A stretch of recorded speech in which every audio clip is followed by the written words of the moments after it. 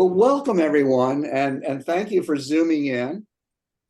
Before we get going with Mariana Kastrinakis, who I can't wait to hear from, just a couple of quick messages. Most important, the entries for our juried show, the winter members juried show, have been sent off to the judge. He got them, he confirmed it, he's working through them now. And as usual, it's going to be a very difficult job. We had over 200 entries, and as you know, there's room for about 115 hanging in the walls.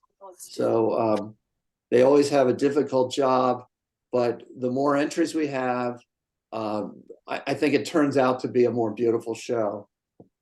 So they're with him, and we'll be getting back to you all as to, once we hear back from the judge with his selections. And then he is going to do the award selection based on an in-view visit or an in-person visit to the gallery. So that's the first thing I wanted to share. The next thing is there's a beautiful show up in the mansion right now. It's called Fair Weather Artists. 11 of us, all members of Rockville Art League. We applied, months ago, and we're given the slot. And if you haven't seen the show, please do. You'll be glad you did. The work is beautiful. So I'd now like to go, introduce Mariana. She's coming to us from upstate New York. Did you say Elmira? Is that where it is? Okay. She is the resident artist at Glen Echo's Stone Tower. She's also a teacher. I got to know her about, I guess, 6-7 years ago. And I got to know her as a really nice person, not necessarily as the wonderful artist that she is. She grew up, her early years were in Argentina. In high school, when she got to that age, she immigrated to the US, and she finished her high school in Lynn, Massachusetts. She must have done well there because she went on to Radcliffe for undergrad. And then she went on to Harvard Med School. Now, there are a lot of artists that we invite that are Harvard educated doctors, but this is a first, so that's great. She was drawn to art later in her life, and she's going to talk a little bit about that in her presentation. So what's the bottom line? She's smart, she's talented, and she's one of the nicest people you'll ever meet. And without any more ado, I'm going to turn it over to Mariana. And thank you for joining us. Thank you so much. It's such a privilege to be here, everybody. I want to say at the start, I really appreciate your taking the time, and feel free to raise your hand or to help me to know that you have a question while I'm talking. I don't mind it at all. In fact, sometimes it clarifies things for more than just yourself. But we'll also have questions at the end. And if you'd like, please do mute yourselves because you're showing up on my screen if you're not muted. And I know because I did that at a recent Zoom meeting, and people wrote to me, Mariana, you're showing up on my screen and you're just standing there. So I know what they mean. In any case, it's a total privilege to be here. And talk to you about a little bit about my art and my process. I told lovely Patrick and Lisa that I would want to concentrate on what art means to me. I don't so much want to sort of highlight my art or any accolades necessarily, because art has a real sort of profound meaning for me, and I think it transcends any success or failure in terms of the art product. Oh, hi, Paula. I didn't see you. Hi, Mariana. Hello, welcome. So from that standpoint, I'm going to start sharing my screen, but I'm going to also start telling you a little bit about what drove me into art to begin with. Like Patrick said, I went into medicine, and I'm perhaps a typical immigrant child who heard, whose parents had a financial catastrophe when I was 16 and we moved to the United States. We were incredibly lucky to have relatives in the US who could formally invite us. And at that time, it was much easier, or the quotas were better. I'm not sure exactly what was at work then, but it's so much harder now. And I always feel for the people who also want to come here and can't. So I'm very grateful for that opportunity.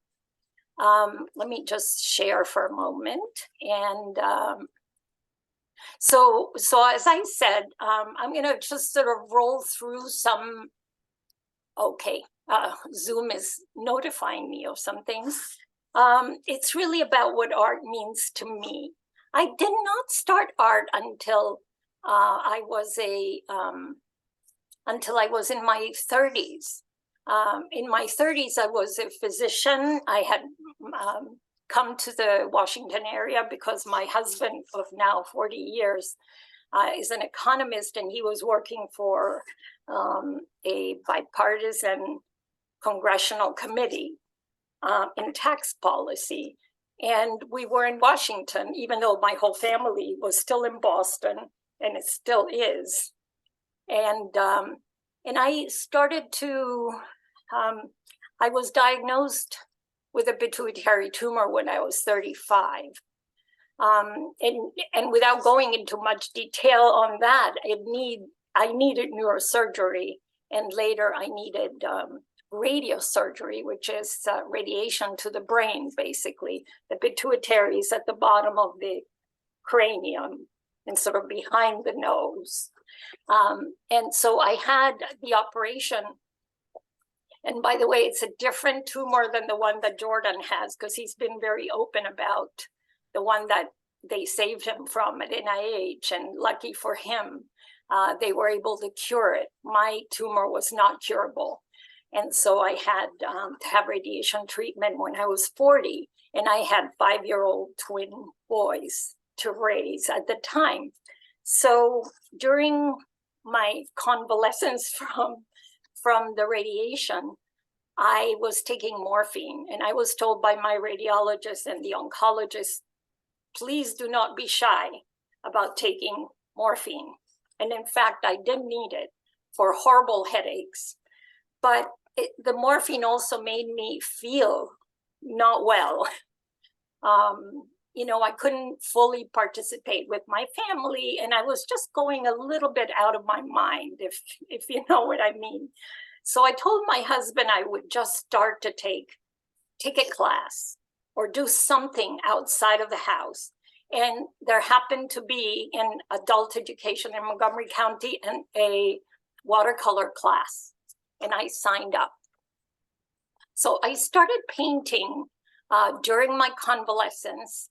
And I'm showing you a little bit of the better watercolors. Believe me, you don't want to see the ugly ones.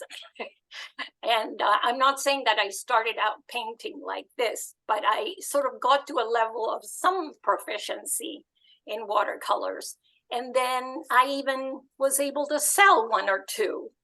And then I got better enough that I was able to return to work.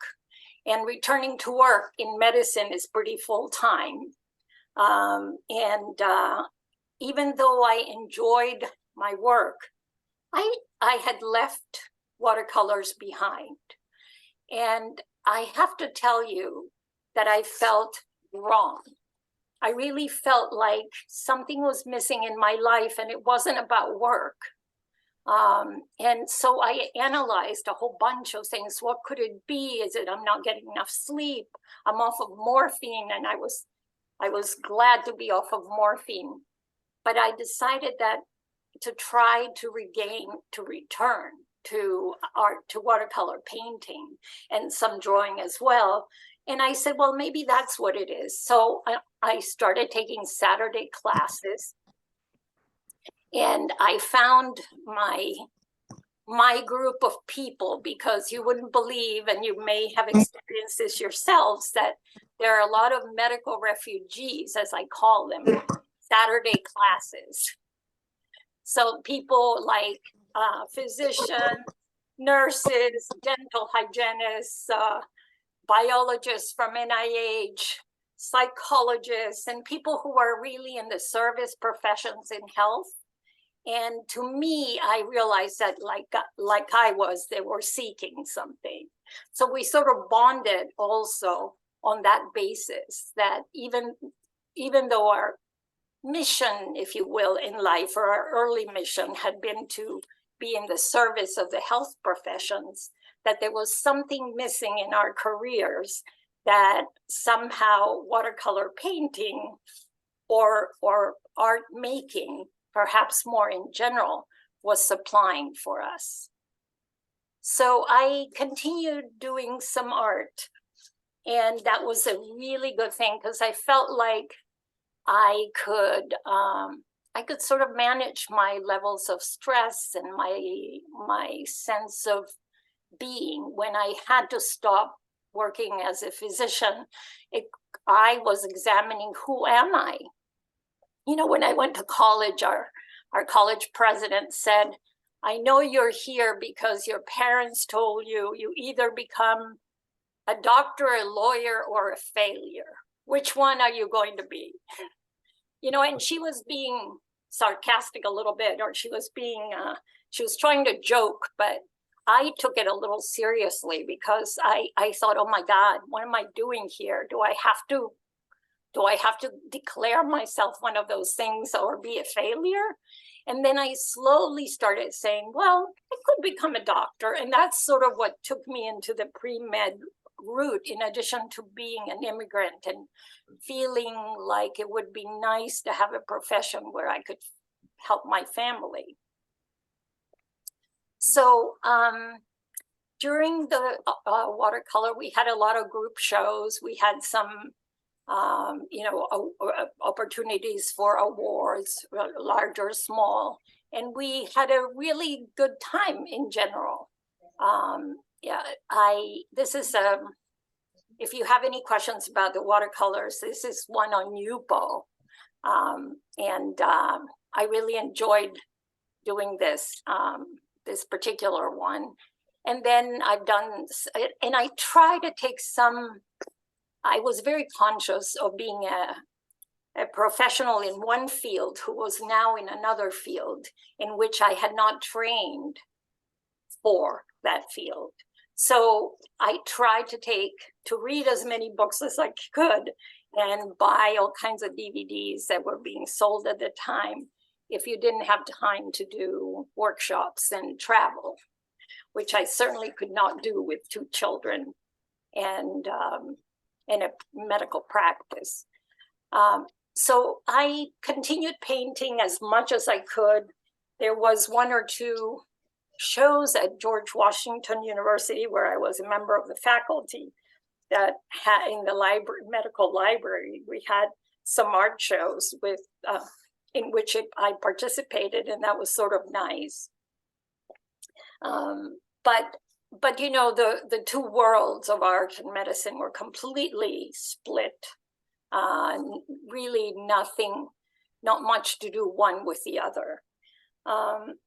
I then had to take another hiatus in my life, because I was perhaps well prepared to have to face a couple of more crises in our life. I was diagnosed over the next few years with two types of cancer. And then my children were also diagnosed with all kinds of learning disabilities and mood disorders that required some very, very specialized help. And I really had to sort of slow down my profession and art to try to figure out how to sort out our family issues and how to help my children And so during that hiatus, I began to explore. I returned to art somewhat, again trying to take some lessons in things that I wasn't strong about. For example, drawing. Although I had done drawing as a child, and I had been told I was okay, I hadn't particularly, gone into depth. And I started taking classes in part at the Yellow Barn and in part in other places to do drawings. And always found that I was interested in the things that were not a traditional field. Like in medicine, even though I was an internist and in primary care, I always was interested in the limits of one discipline and the overlap of that discipline with another. So, for example, I was fascinated by the psychological sort of precedents of disease, but also the psychological consequences of diagnoses, and particularly during adolescence. And I had done a fellowship in adolescent medicine, and I'm board certified in that field as well, which I saw as an extension of my career in primary care, not so much as a subspecialty, even though the boards tell you it's a subspecialty. And so I always enjoyed that sort of interlacing of endocrinology and psychiatry and sort of the medical scientific field, but also viewed from a holistic perspective for people. And I continued to do what really most attracted me about art was beyond I went to the dark side in watercolors, I say, because even though in watercolors, I don't know how many of you have done them intensely, but the ideal watercolorist is kind of someone who paints, and I'm talking in quotes. I've met some wonderful watercolorists who are not like this, but the idealized watercolorist is someone who uses pure transparent pigments and doesn't cheat by using white gouache, and usually doesn't, there's societies that, like the National Transparent Watercolor Association of the United States, that doesn't allow you to use any gouache, for example. You have to reserve your whites. And I got a little tired of that. So that's where, I went to the dark side. So I started experimenting with media that were, for example, in this particular one, it's a sort of painting / drawing of Mo. For how many of you may know him as one of our models, and a wonderful model. And he and I actually didn't like the way that the drawing portrayed the scenery around it because I didn't like it. And so I started gluing pieces of paper to it to make it look a little bit different than I could have expected, perhaps. And so this is, I call it a graphite and mixed media piece. The same thing with doing a self-portrait. I wanted to do it in a quirky kind of way. And this is a powdered graphite. Oh, I misspelled graphite. I added a D to it.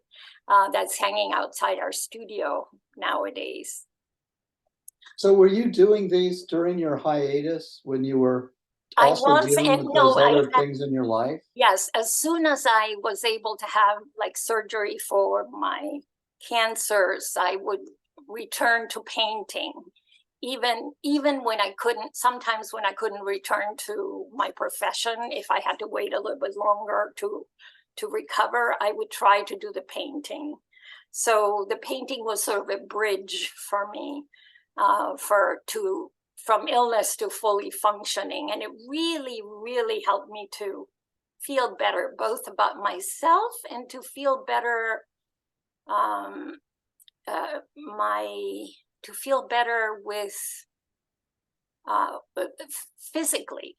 And I want to stress that, and I don't quite know what words to use, because when I also found out that for myself, if I went like say 5 days without doing a doodle or a little bit of a painting or something, I would just not feel right. And I would feel a little depressed, a little stressed out, a mild headache. And as soon as I would take like half an hour or an hour to do something in art, I just felt better. And, you know, in consultations with many people that I talked to, including a zillion psychiatrists for our children and for our family, I talked to a meditation teacher. And she said, I know exactly what's going on with you. I think art helps you to meditate. And when you're not doing it for a while, then you have a sort of dis-ease. And she means as in a state of lack of order or something in your life. You're feeling ill at ease, I should say, perhaps. So I started, for example, then I returned to painting more, and I did acrylics next, and really wanted to test the limits of acrylics. So I researched a lot about mediums that delay their drying. For example, in medicine, you study pharmacology, for example, quite well, and you should know, you know, the mechanisms by which medicines are helpful or can be damaging. And so that same quest, I brought it to my materials in art. And so I would read like manufacturers' safety data sheets about different paints or different additives to paint. And I really wanted to understand what it is that I was dealing with. And I painted this painting during a workshop with Jordan and Ephraim Rubinstein. I don't know, he has been Jordan's mentor. And everybody was painting it in oils, and I painted this on acrylics, and everybody told me, Mariana, you're crazy. Why are you painting this with acrylics? It's very elaborate. And if I could interrupt, Jordan, yes, is Jordan Bruns, and he spoke to our group and was our judge for the spring show. Just so everybody knows who Jordan is. Right, and I didn't explain that I share the studio with Jordan. After taking many years of classes with him, he kindly asked me to join him in the studio when he went to Japan, and to occupy the studio while he was in Japan. And I was able to bring 2 other people with me. And then when he came back, he asked me to stay. So we now share the studio together. And this is, so anyway, I did this as an acrylic on board, and it worked out fairly well. It sold quite quickly after that. And it's an acrylic, but using a lot of the retarders, the acrylic retarders, and which I found extremely helpful. And I was tweaking and sort of incorporating some mixed media in this. I call this an acrylic on board, but in the background, it has a lot of, not a lot, but some texture. I really was sort of trying to test the limits of every medium that I touched. I would see like what would happen if, and so I love that quest of trying to see how much I can make it express whatever it is that I want to express. And it's not necessarily a conscious process. Sometimes I just like it when I'm not just purely in one medium, but I am bridging in different things, and I'm bringing in some variety that sort of maybe entertains me more, maybe that challenges me more or less. I am not sure exactly how to describe it, but I've always thought that sort of the edges of a discipline. Whoops. oh, sorry.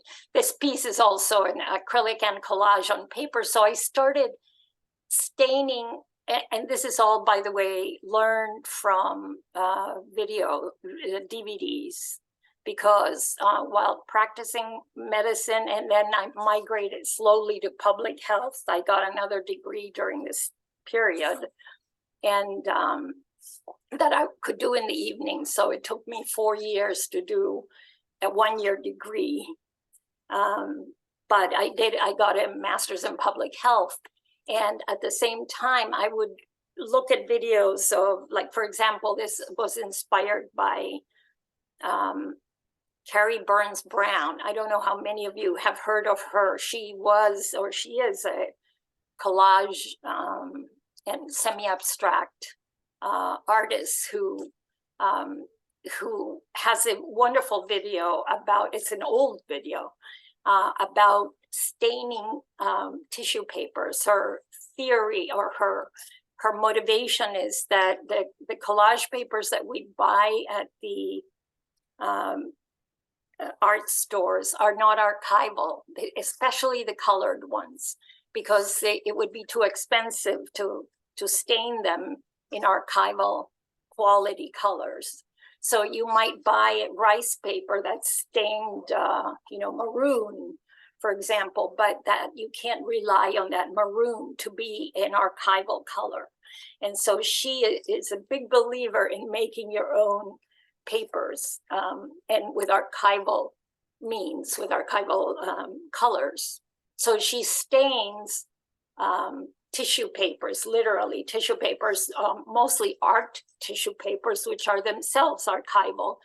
But you can use regular tissue papers too, as long as you're going to sort of submerge them in acrylic matte medium or gloss medium. It covers them, and they don't leach acid into the rest of the painting. So I after staining them, I would do some embellishing them, if you will, by doing printings. And I would save the papers not knowing how I was going to use them. I would just decorate the papers as a way to engage in some artistic endeavor, but maybe not in the process of making a piece, but more in the process of having enough materials to be able to make a piece or more pieces in the future. So happy to answer questions about that later. And of course, another hiatus came. Life is very interesting. I rented a studio in Rockville, and actually some of my colleagues are maybe on this call too. We had a very good beginning and a very bad ending, because the company that was sponsoring the studio rentals went bankrupt, and actually they absconded with some prepayments we had made. So reluctantly, we were on the news and as having lost a lot of money as artists. But during that time, because it was a good experience in terms of meeting people, I made a lot of good friends, new friends in the arts community. I kind of taught myself how to do gelatin printing. And I realized that that was a really good way to embellish papers that in addition to what I had learned from Carrie Burns Brown. And then I became so comfortable with it that I started teaching it. And I did workshops in gelatin printing. Some of you might have heard of them or even taken them. So the hiatus was unfortunately more that it was a breakdown in the studio rental situation. And this is before I was in the process of taking classes with Jordan and others at the Yellow Barn, for example, but I wasn't in Glen Echo Park. I was in Rockville. So some gelatin prints, just to show you what some of them might look like. It's an infinite process, and you can make them look like many, many different things. And so I just wanted to show a couple of them. And I got to have, you know, a small exhibit at Plaza. They asked me to exhibit them, actually, which lasted a couple years because they needed some decoration for their walls, I think. And this sort of is a combination of a lot of techniques. It's mostly acrylics, but the collage papers are all those that I either embellished or stained, and also some purchased ones, like you can see some materials that come from patterns, like literally like simplicity patterns and things, and then it's painted over to quiesce the cacophony that a lot of black and white collage papers can give you. But I enjoy mostly doing my own collage papers, and because I am Greek, I love cutting stamps or carving stamps like linocuts or of Greek antiquities. And this is another piece like that, the acrylics with the pieces like the yellow would have been pre-embellished before I used it. So again, I tend to organize my papers by temperature rather than color, because otherwise I would have infinite bags of, you know, light blue and dark blue and whatever. So I say mostly warm and mostly cool. And then separately, I do the black and white papers. And that allows me to, you know, to search for colors that I think I need when I compose a new composition. And again, this is within acrylics. And I started painting more and more on ampersand boards or other boards that are made by other makers, but are the type of ampersand boards that you may know about. They're a good way of not having to frame, and you save some money and save some money to the customer too, who might buy it by not having to frame them formally. People can still frame if they want. This is another one. And even beyond that, I started using thicker and heavier papers. Like this texture of the stones here has some papers that are actually 300-pound watercolor papers, which I love painting on because it is so sturdy. I hate stretching watercolor paper because I have never successfully, and it's not that I didn't do it right. All my papers which I have stretched have always buckled anyway. So 300-pound paper doesn't tend to buckle, no matter how much you abuse it and put water over it. But this is an acrylic, except I use the thicker papers for overhangs, for the texture here. And I just was kind of experimenting with textures. And I continued this. This was a recent commission of an orchid. A lovely lady said that she wanted to give her husband, he grows orchids, and she wanted to give an orchid painting to her husband for Christmas. So she asked me if I would develop one. And that was really nice. That was in December of last year. And I started also, I had done a little bit of oil painting when I was a child, because in my school in Argentina, it was the only extracurricular activity that they had. And it was mostly about painting scenes from plates. In those days, there weren't colored illustrations to many books. And so the teacher collected colored plates, like colored prints of masterworks. But they didn't always have to be masterworks. Like I remember painting a bunch of mice climbing on some corn husks. And I spent so much time painting. I mean, I was 14 or maybe younger when I took this class. And if I would never have chosen perhaps to very detailedly paint mice, but that the plate that my teacher had, and she would assign it to you, had mice in it. So I painted mice, and my mother had it in her living room. But again, I've been looking at oils as a wonderful medium because I heard so much about them, mostly from Jordan and some other people. But I was saying, well, I think I can do in acrylic just about everything that I can do with oils.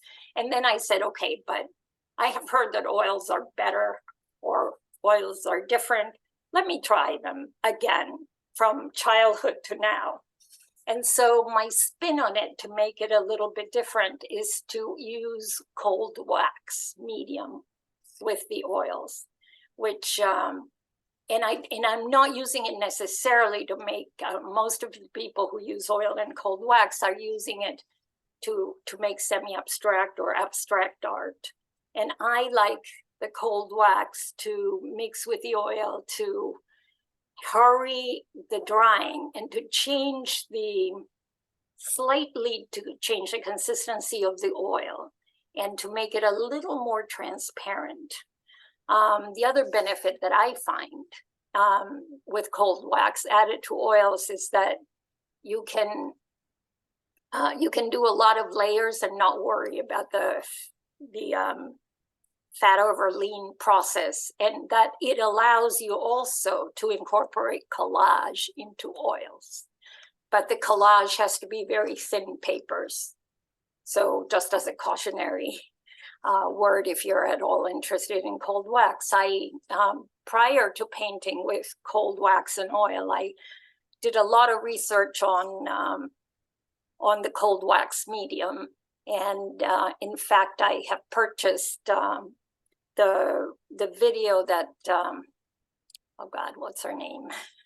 The two people who are, I should have written it down because I always don't remember their names. The two, Larry, oh God, I can't remember. They wrote the big cold wax Bible book. It's almost like a Bible. It's a wonderful book, actually. Very, very good book. It's called. Isn't it called Cold Wax Academy? Isn't that what their thing is? Well, they run a Cold Wax Academy. That's correct. And I bought their video, which was I actually bought it with several friends. It's $500. And in my view, it was a little bit too much to pay for a video, even though it's too many hours. But I think the message could have been condensed a lot to about 2.5 at most. But you know, after having seen so many videos, I have become a little connoisseur of how you edit them, and this was way too long and verbose.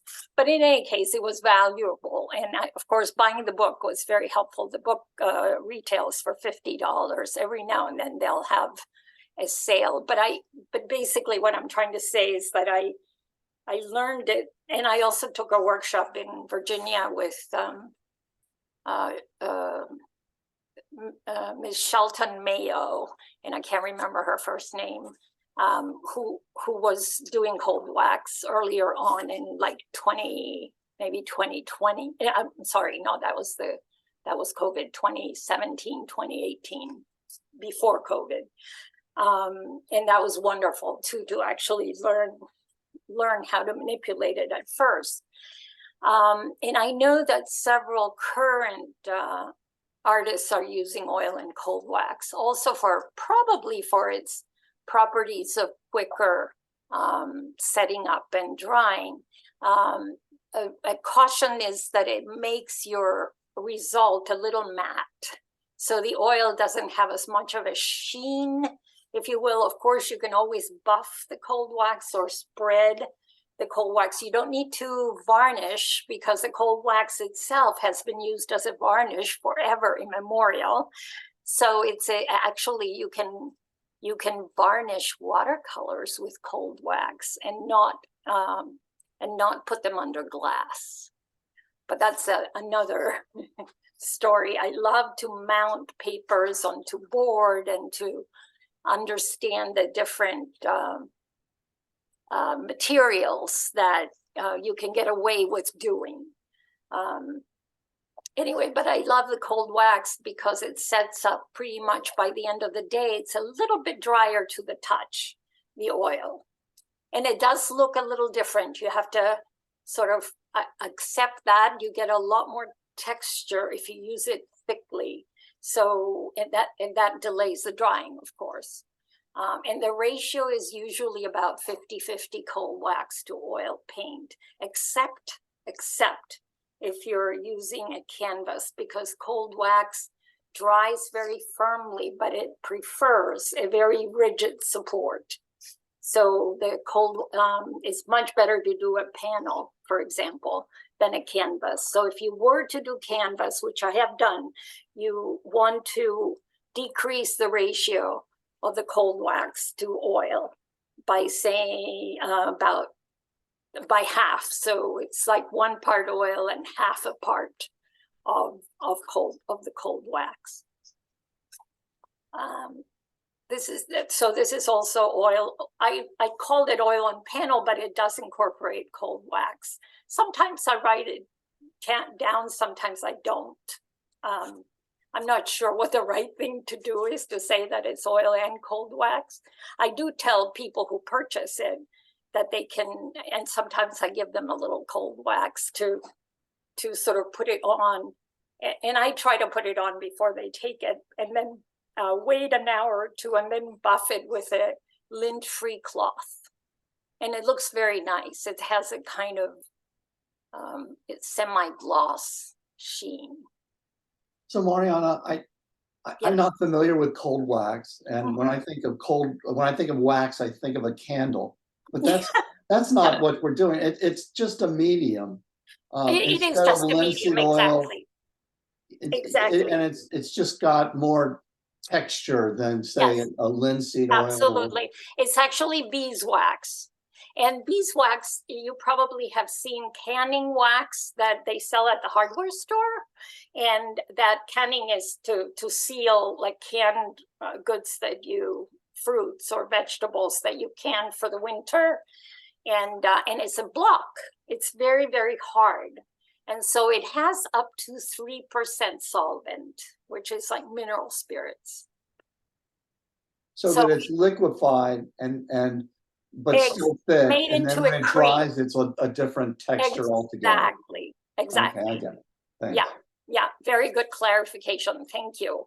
And actually it comes either in a jar or in a big container. Gamblin makes it, Dorland makes it, and several other outfits are making it now. And on YouTube there are some YouTube videos on how you can make it yourself by not boiling but warming beeswax. The only thing I just want to make it clear that this is not the same process as, of course, I'm missing the word, the hot wax, which is encaustic. Encaustic, thank you very much. A Greek that doesn't remember the word encaustic, which means in heat or in burning. Anyway, so this is one on canvas, and it has a lot of and it has some pieces of old newspapers that were like reprints of the riots in Gleneco. I wanted to do a piece that sort of brought together my impressions of Gleneco. And lately we've been hiring some art models, and it's wonderful to do some sort of vignettes. And this is at Brookside Gardens last year. This is on my way to here. I always pass this old caboose that's so lovely, but it's so beat up. So I decided to paint it last year. This is a kind of study, an alla prima study, like Jordan gave a demonstration on the ACO. You know, I've done some other things, like trying to do some portraits of Tatiana or some little studies. I think I'm about finishing up, except to say that we've been lucky to start the art clinic online. You may know about it, or you may not know. If you don't know, it's a free endeavor where we interview every 2 weeks. We interview online an artist from the DMV area, District, Maryland, and Virginia. And Jordan and I are coordinating it together and inviting the artists, and we pay them. We pay them an honorarium. And I was able to get a grant from the state of Maryland to do that. And it's very helpful to have a grant because we were spending our own money at the beginning and we weren't necessarily making any money. But I think this really, I felt strongly that when we went to teaching into our studio, which allows for like 6 to 8 students maximum, that we might lose the larger sense of community that we had in the larger classes when Jordan and I were teaching in the Yellow Barn. And this started during the epidemic where the Yellow Barn was even closed. So we started our in-person classes, and I bought an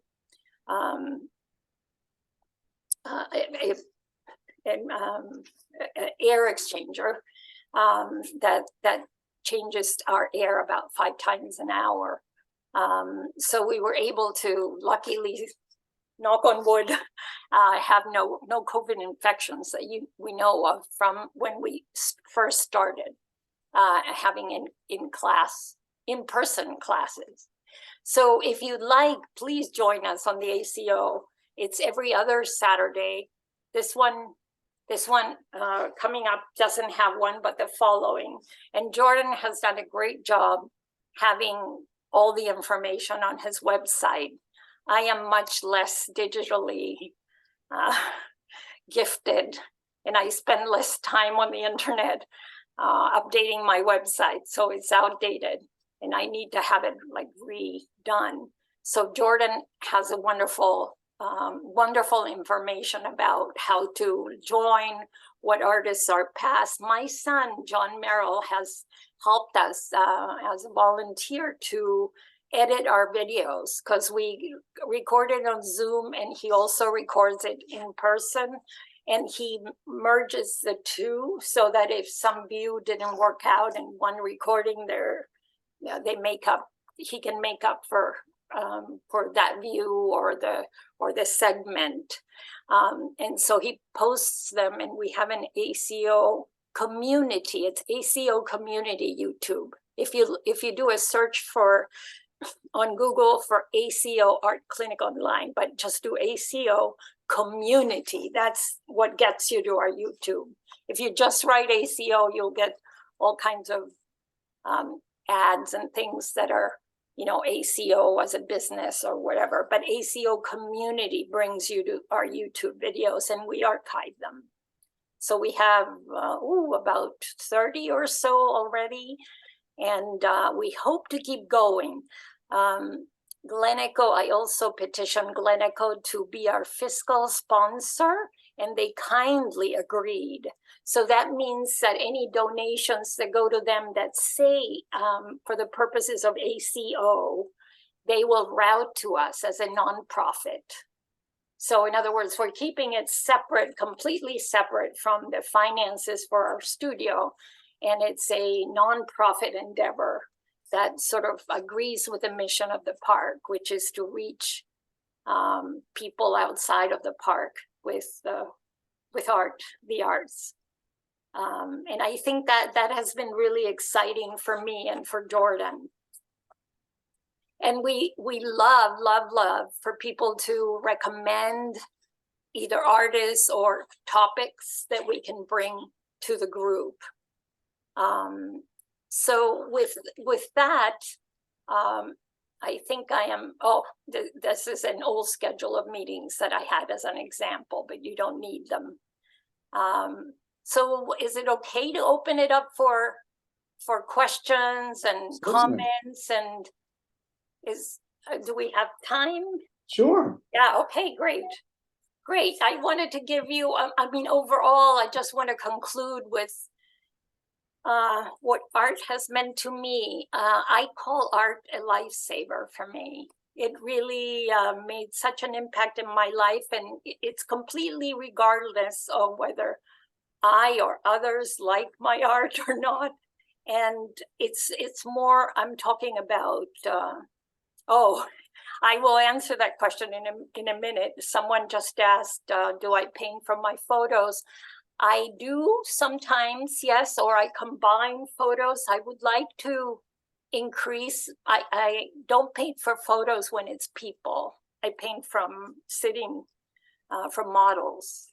But other than that, my paintings are either a kind of ideation that I think about combining, or from a photo, but I edit the photo to paint if I'm going to use a photo as a reference. Oh, you're welcome. Thank you so much. How do you attach papers to cold wax? Okay, very good question. It's actually, I'm painting on panels when I paint with oil and cold wax, and or if I paint on oil paper, for example, I will then attach it to a rigid support. So in that case, is that what you're asking? If you can clarify if I'm answering the right question. I'm not sure. But if you were to paint it on an oil paper, for example, Arches oil paper, it's flexible. So you need to make it rigid to be able for it to dry. And so you would glue it, but you use glues that are water miscible glues. Okay, excuse me, that was my question. Yeah. Okay, great. And that was, Did I answer it? What kind of glue or media? I usually use matte gel. Okay. It's my preferred one. You can use gloss too, but I like the matte. The matte doesn't glee. It doesn't, what do you call it? It doesn't reflect back to my eyes, and I can't see what I'm doing. The gloss does that. It's like I'm dealing with something that shines so much that I can't tell. So that's why I prefer the matte, but both of them are perfectly fine. And what I do is try to protect the back of the paper, because if I have oil in my hands and I'm touching the paper, then that part that got contaminated with the oil may not adhere, and you don't want these bubbles. So you just have to, so for example, I would, let me just show you on a piece of paper. If I'm painting on this, I would paint on here, but I would put a piece of either plastic or something surrounding the edges and on the back. Oh. So that I can grab it like this, but I'm not contaminating it. Interesting. And the other question about painting from photos, like are you traveling, taking the photos of something from Venice and then painting from that? That very good question. I actually went to Venice a few years back, and it was incredible. Every picture I took, and I'm sure yours too and everybody else's, is a work of art, right? Venice. I mean, you can go like this and it's a work of art, and you can go like this and it's another work of art. So then I said, I don't want to paint something that's already an incredible piece. So what I did is that painting I showed on Yupo is a composite of my memories of Venice. Interesting question. Thank you. Very much. Thank you very much. Loved your presentation. Mariana, can I go back to sort of your evolution a little bit? I had this vision of you being a scientist in medical school, and then there's a hiatus. And while you're out dealing with some, illness, et cetera, you do painting, and it improves your sanity and your health. And then you go back to medicine, and then there's another hiatus, and you need to take a break from the medical, and you fall back to art. Yeah. How long has it been that you've been doing the science part, i.e. medical, versus the art part? Have you given up the medical completely, and this last hiatus is now stretching on into the future? Well, that's a good question. I did them intermittently. When I was 45, 5 maybe, I went into public health because I had just had, at 40, I had had radiation treatment. And during that time, I was getting my master's in public health because I got a little bit disappointed with how many sort of behavioral and issues that I could not reach in primary care. And I could not do anything to help my patients combat hypertension, obesity, the sort of chronic illnesses. It's so difficult for people, and there's so few tools for clinicians other than, take this pill for hypertension. But so I started looking at the epidemiology of things. I really was interested in what motivates and what policy changes do we need to get to certain better outcomes. And I particularly honed in on adolescents. So I started doing consulting in public health for adolescents, which is to me completely exciting. And something I would not have predicted in medical school, because I did a rotation in medical school at the Boston Children's Hospital in adolescent medicine. And I did it because I wanted to play tennis. They have tennis courts right behind. And I never saw the light of day because I became enamored of the field. And in fact, Robert Masland, who was my boss and mentor, said he was one of the creators of the field as a medical specialty or medical concentration. And so I decided that I was going to go into internal medicine and then do a fellowship. So I consulted with countries for new policies in adolescent health. And so I did that pretty much, and I was the women's health coordinator for the Millennium Villages project out of Columbia University until about 2007, 2008. And then that project, it was 10 countries in Africa, and I continued consulting for the Pan American Health Organization for Latin America and the Caribbean on adolescent health policy. It's an area in public health that has so been neglected because most countries look at their adult population and their pediatric deaths and pediatric statistics, and in between, many countries will say, well, these kids will grow up and it's up to the parents to educate them, or it's up to the health system to figure out what to do with them, but no one goes into it no, I'm exaggerating, I'm sorry. There are many fantastic workers out there who are providing for adolescent health, but in especially developing countries, what happens with adolescents is unbelievable. And so- But then you left that. I'm sorry? And you left that where you were I retired. adding to society through that means, and then you moved over to art. Yes, yeah, and I was doing art because the consulting is very episodic. I don't know if you know, like for example, I get a project to advise a country, like I did St. Vincent and the Grenadines. So I researched about the country's statistics, and I went to it for a week. And actually, they told me at the beginning of it, I was picked up by the reproductive health coordinator, and she said, Mariana, I just want to tell you we're a very Catholic country and homosexuality is not in our conversations. So I said, okay, note to self, adolescent homosexuality, a whole area that we cannot touch. And on the last day, they said to me, we have a conference with children and young people and they're going to attend and we want you to moderate it. I said, what? I'm here to consult with the government. I'm not, but so they said, please, Mariana, do it. So I did it. And this little boy said, can I ask you a question? What do you do when you have a friend who is, who goes the other way? And I kind of knew what he meant. He was about 11, but one teacher piped up, he means homosexual.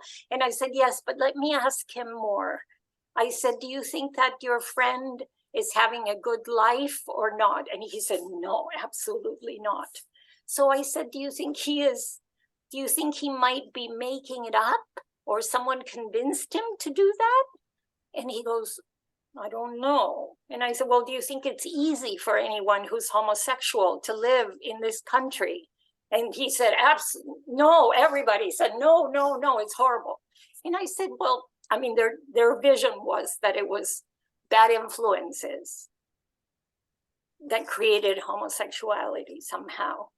And I said, well, to tell you the truth, in my experience, I've met people who are so biologically different, and they tell me they're miserable if they can't, try to express themselves, or if their parents deny them the possibility of talking about it or getting some help for it.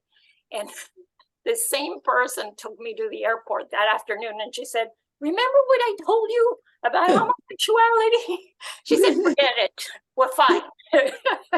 So it was like my one triumph, probably. Bravo. Bravo, I mean, for this one person, perhaps, right? Anyway, but it was fascinating. It's just fascinating. The people and the kids in Africa that I have met, whenever I would go to an African country, and I went to 6 of them, they would say, Mariana, what do you want to learn more about? And I would say, can I meet with adolescents, please? Can I meet with young adults?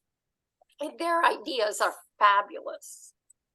And I was saying, oh my God, why aren't we enacting this?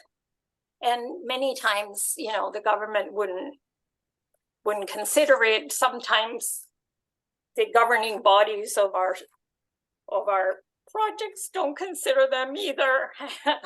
So it's advocacy. It's a big advocacy job. And I was privileged to be doing it for a little while. And of course, taking care of adolescents too, which I love.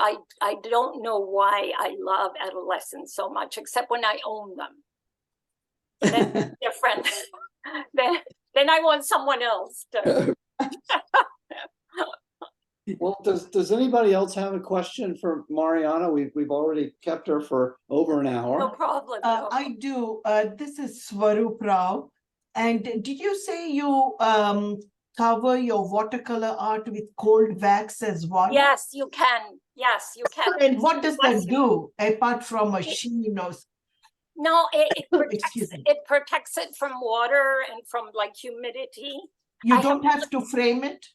You can frame it, but you can also adhere it to a panel, for example, okay. or a canvas if you have thick enough paper. Yeah. So it can be, I have read about it. I haven't actually done it because my watercolors that I showed you have, I've kind of stopped. I haven't stopped completely, but doing watercolor pieces. I'm teaching watercolor right now in Hammondsport in upstate New York because people wanted a class on that. So I said I would do it.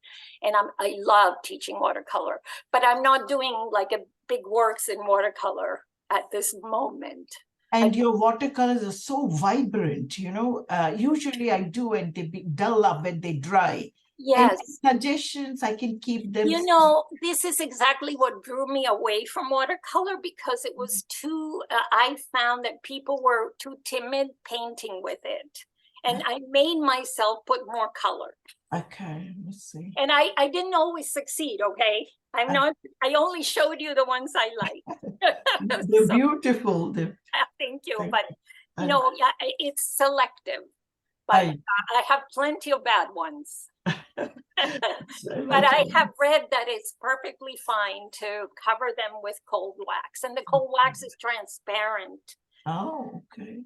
And so if ever you want to try it, I should be back at the Stone Tower at the end of November. Come by sometime or email me. Okay. And I can give you a little piece and we can try it on a piece of watercolor paper. Oh, I'm so blessed. Thank you so much. Yeah, absolutely. That's a good segue. If somebody wanted to meet you in person, you do spend time at the Stone Tower. Yes. What days are you typically there? I'm there from Wednesday through Friday. I'm pretty much there every day. Sometimes, Jordan, and every weekend we're there. Although it depends on which day of the week one of us will do. So Saturday or Sunday, the best thing is to email me or call me or text me so that I know that I can meet you, because I live very near Gleneco, so I could come and meet you even on a day I'm not there. Okay. So And would you like me to share your email address with Yes. the RAL? Yes, community? absolutely. Okay. Absolutely. I'm very happy to do that. And this is what I love. I want to sort of, my mission in life is not so much to get prizes or to enter shows or to sell a lot. I really want to sort of infect other people with the with the goodness of painting, and with the goodness of kind of going inward a little bit and spending time on ourselves. I was telling Patrick, I read an article on how painting can save the world, and I thought, oh, that's an exaggeration, but actually when I read the article, I was humbled that it said more about coming in touch with our humanity. And they quoted Thich Nhat Hanh as talking about interbeing, like the meditation and Buddhist process of interbeing, which makes us all be one person, like, so that the divisions are so artificial, and our thought processes is what divides us most of the time. And that any inward, and I'm expanding this myself to say that any inward effort to sort of connect with our humanity makes us more humble and able to perhaps touch other human beings. Well, that's a wonderful place to end the presentation. This world certainly needs saving right now, and Oh God, maybe it always has. And maybe as artists out here, we can all play a little role. I know, in our that. little bit. Yeah.